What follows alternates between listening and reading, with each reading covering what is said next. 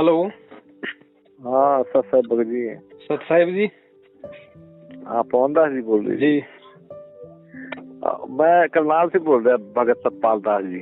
जी बोलिए। हरियाणा से बोलिए।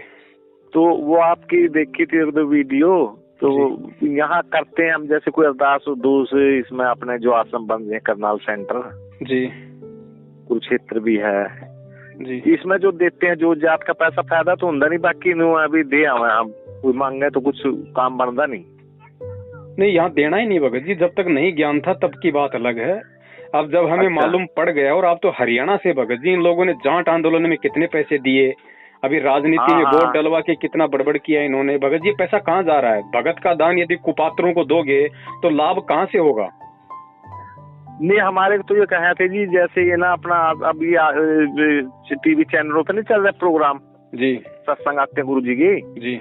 वे हम तो ये सोच रहे थे भी शायद इनमें खुद का खर्चा लगता होगा, कई चैनल 8-10 चैनल ले रखे हैं भगत जी। इनके पास में इतने पैसे हैं इनके, वो पैसे भगत जी ये लोग अपनी 7 पीढ़ियों में भी खर्च नहीं कर सकते।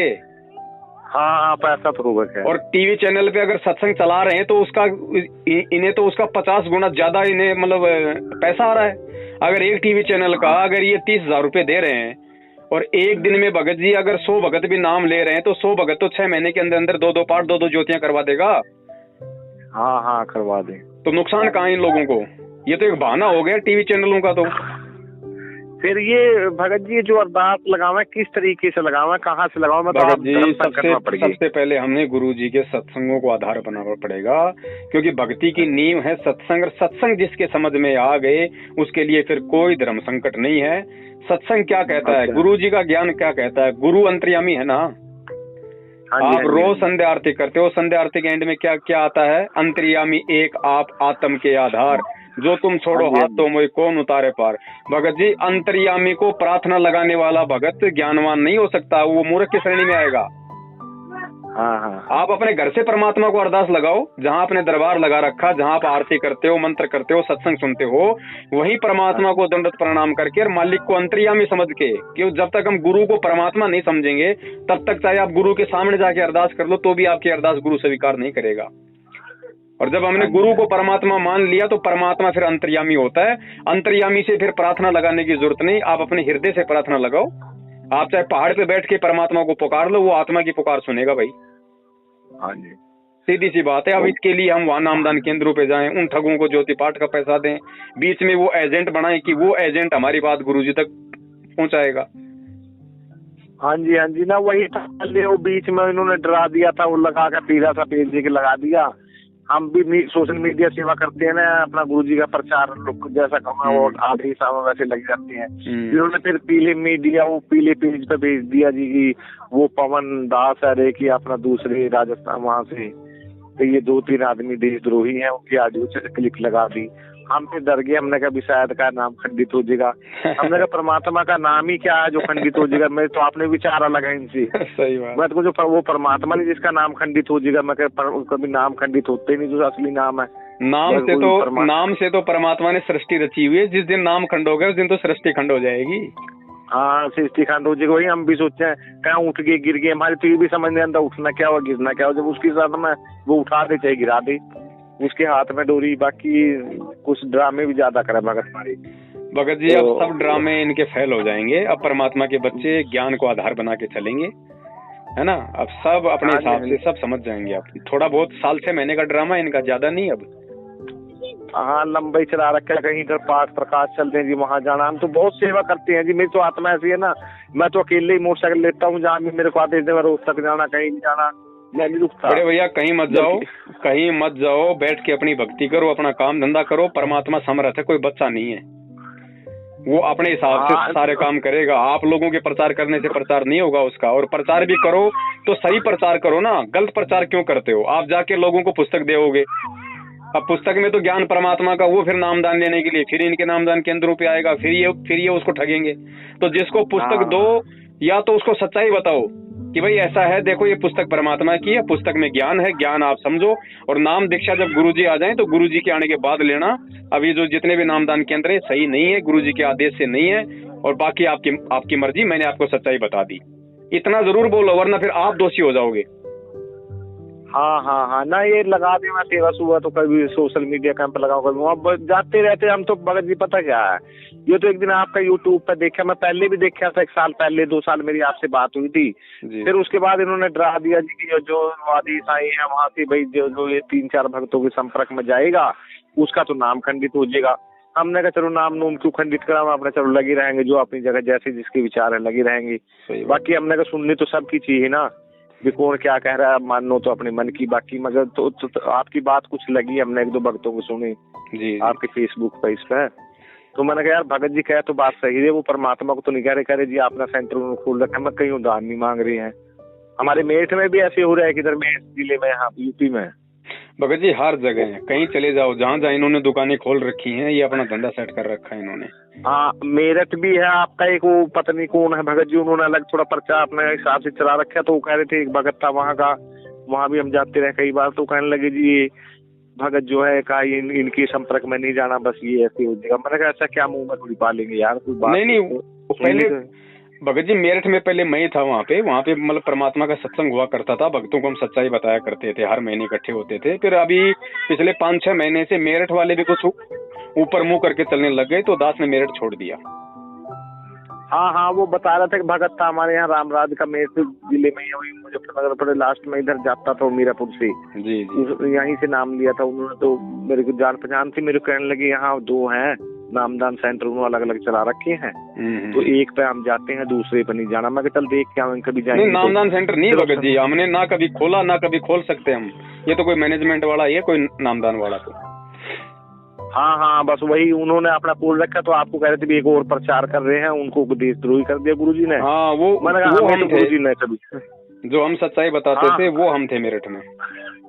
हाँ हाँ तो 3 भक्तों का नाम ले रहे थे कि ये देशद्रोही है, वो गुरुद्रोही है, मतलब गुरुद्रोही है। तो देखो भगत जी ऐसा है, नाम आता है एक तो रामचंद्र जी का, हाँ रामचंद्र जी, एक नाम आता है संजय का, कानपुर वाले, दिल्ली वाले, हाँ एक वो संजय दिल्ली वाला और एक दास का। अब मैं आपको क्लियर कर देता हूँ, संजय जो है दिल्ली वाला वो तो भगत जी गुरुद्रोही हो चुका है, वो तो गुरु बन के बैठ गया।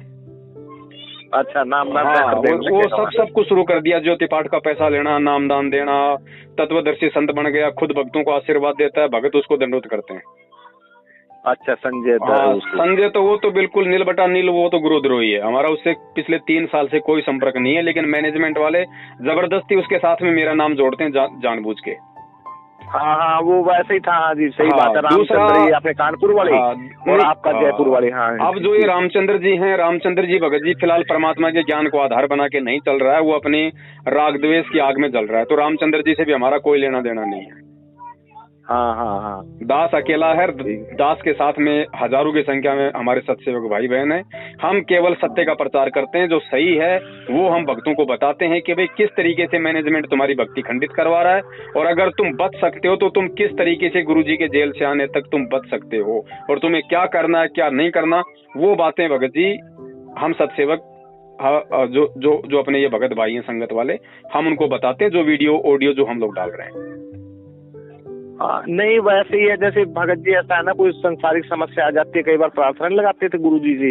भगत जी जब गुरुजी आश्रम में हो ना, जब गुरु आश्रम में हो तो हम लगा सकते हैं भगत जी। हमें पता चलेगा कि मुझे कोई समस्या है तो मैं डायरेक्ट मैं गुरुजी के पास जाके लगाऊंगा ना।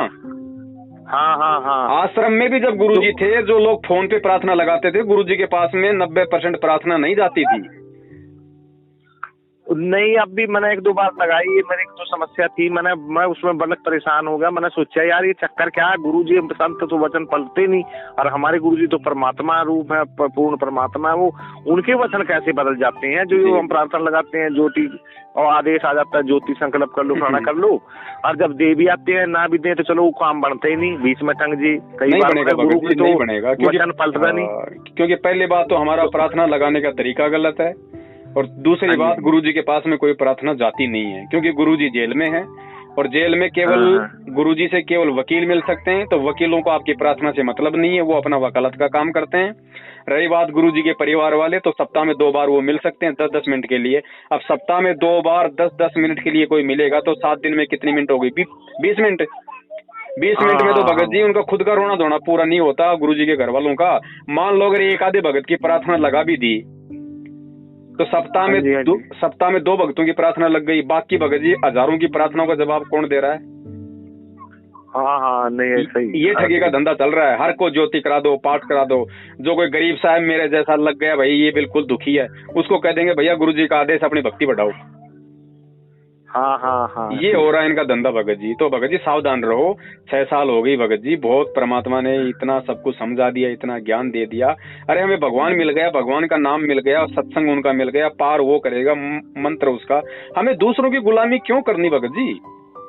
हाँ ना समझ गया मैं आपकी बात में। क्यों हमें किसी से डरना? कौन है माई का लाल जो हमारा नाम खंड कर देगा?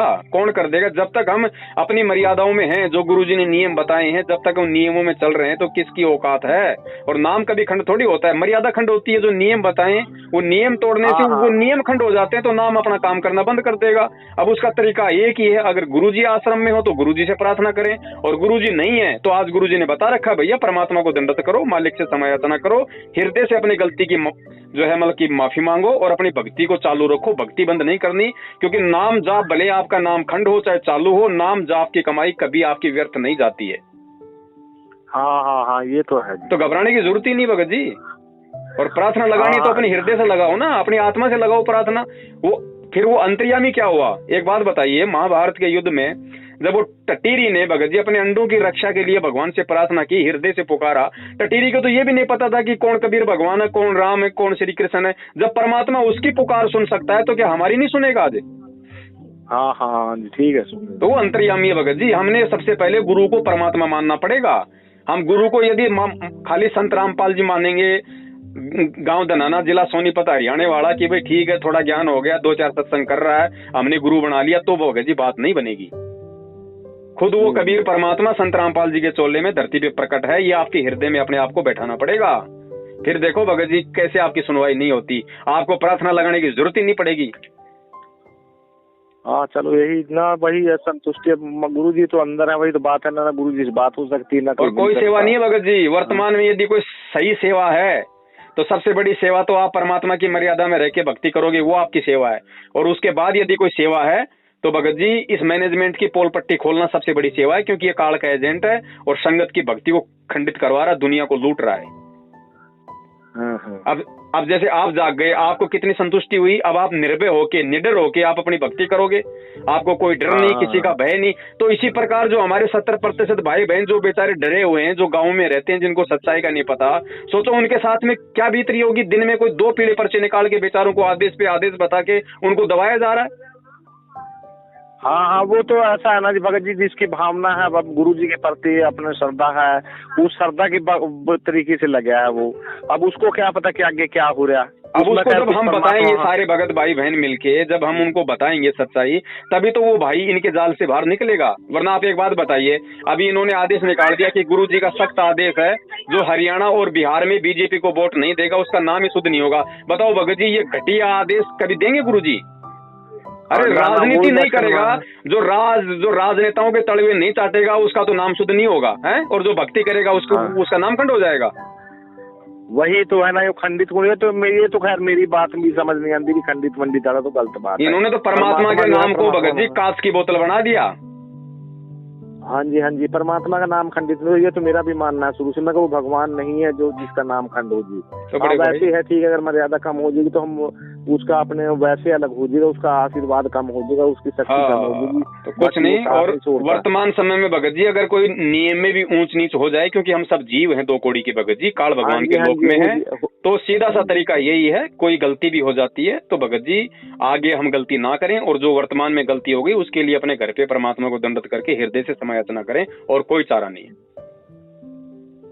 हाँ जी बस सीधा सा तरीका भगत जी, और निर्भय होके भक्ति करो।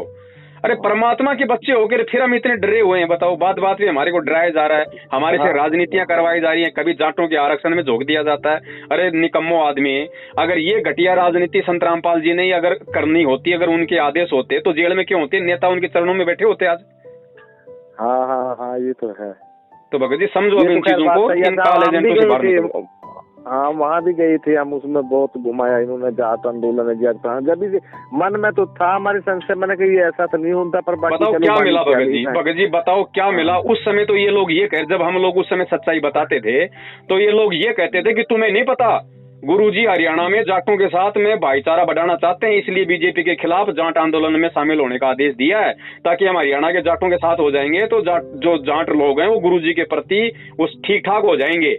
ठीक है, तो उस समय तो इन्होंने ये बोल कर भक्तों को आग में झोंक दिया।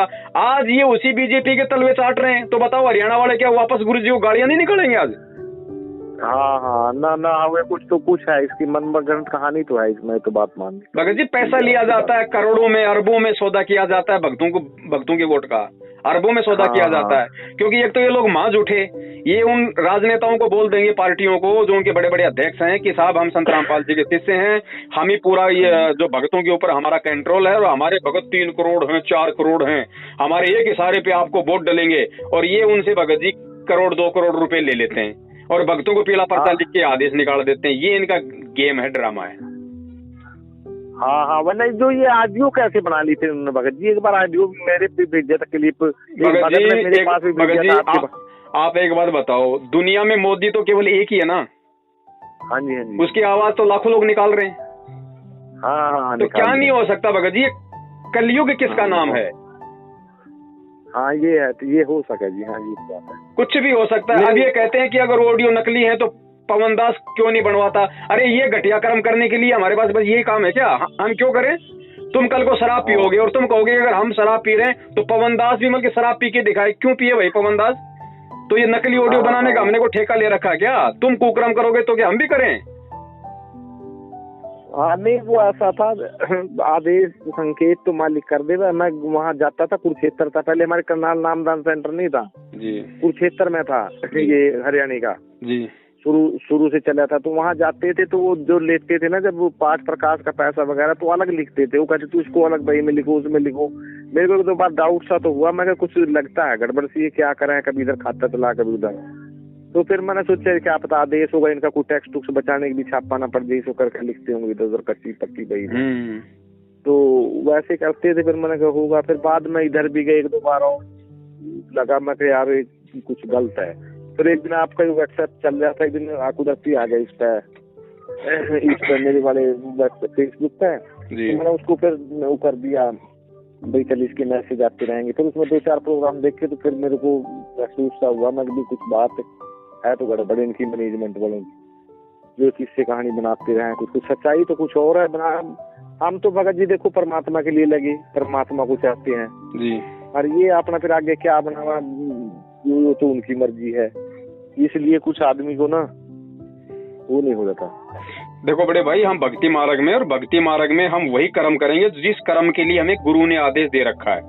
तो कौन से कर्म? या तो हम वो कर्म करें जो गुरुजी ने हमें सत्संगों में आदेश दे रखा है, और उसके अलावा भगत जी गुरु कोई आदेश नहीं देगा अलग से कि तुम राजनीति करो, तुम आरक्षणबाजी करो, तुम ये ढोंग करो, तुम ये पाखंड करो। तो भाई वर्तमान में जितने भी इन्होंने आदेश बताए हैं, क्या किसी ने गुरुजी के मुंह से सुने हैं 6 साल से? तो भगत जी फिर ऐसी भक्ति कहाँ बनेगी? ये तो मतलब मनमाना आचरण हो गया। हम दुनिया को तो ये पुस्तकें बांट के संदेशा देते हैं कि देखो गीता जी अध्याय नंबर 16 श्लोक नंबर 23 में लिखा है कि जो शास्त्र विधि को त्याग के मनमाना आचरण करता है उसको ना कोई लाभ होता है ना सिद्धि होती है। अरे तो निकम्मो आदमी, भक्ति मार्ग में आके राजनीति करना क्या शास्त्र विधि को त्याग के मनमाना आचरण नहीं है? तो भगत जी अब समझना पड़ेगा। अगर यूं ही मूर्ख बने रहेंगे तो भगत जी कभी सतलोक की प्राप्ति नहीं होगी, और संघर्ष करना पड़ेगा। खुद समझो, अपने भगत भाई बहनों को समझाओ भगत जी।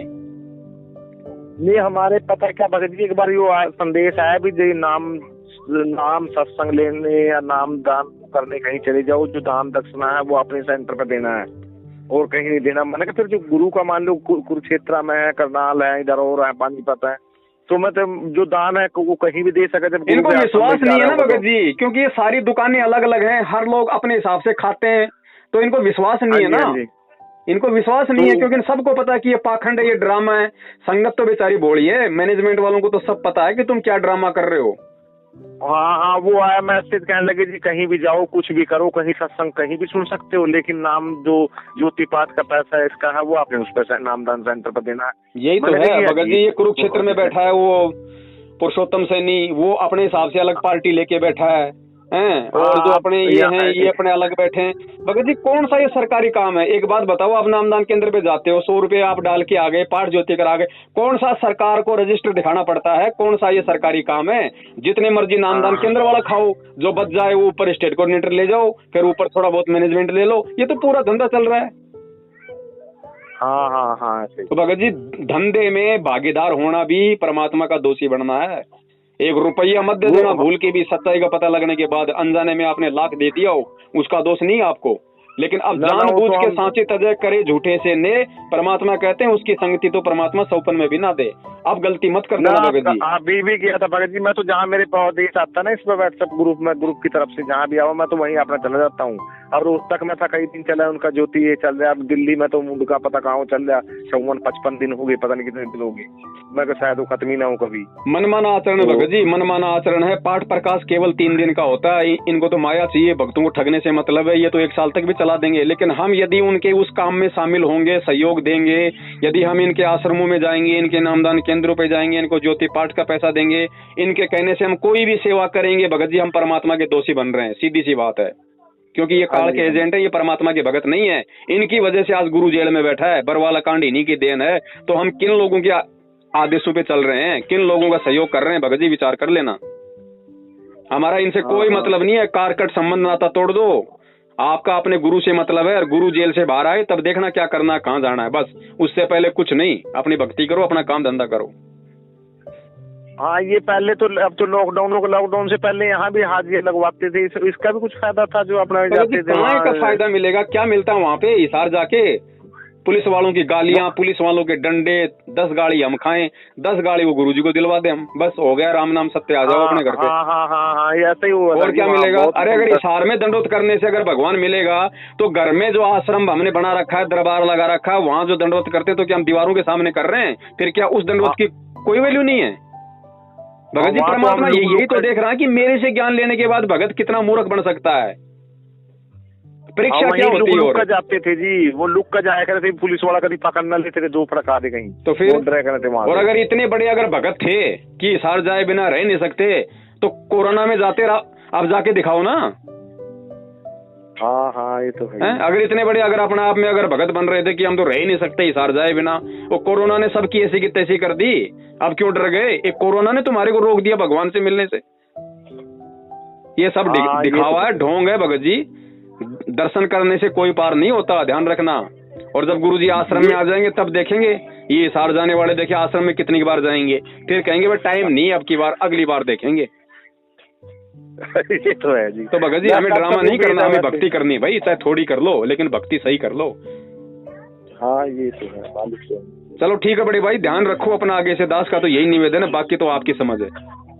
नहीं कोई नहीं जी, ठीक है। मैं कल लगा रहा था, फोन लगा नहीं जी, काफी टाइम, सारा दिन बिजी चल रहा था। भगत जी बहुत सारी सेवाएं हैं, फिर क्या करें बड़े भाई, फोन भी इतने आते हैं जिनकी कोई गिनती नहीं है। हाँ जी ये तो अचानक कुदरती आज लग गया। हाँ चलो ठीक है बड़े भाई, है ना। सत साई जय हो बंदी छोड़ के।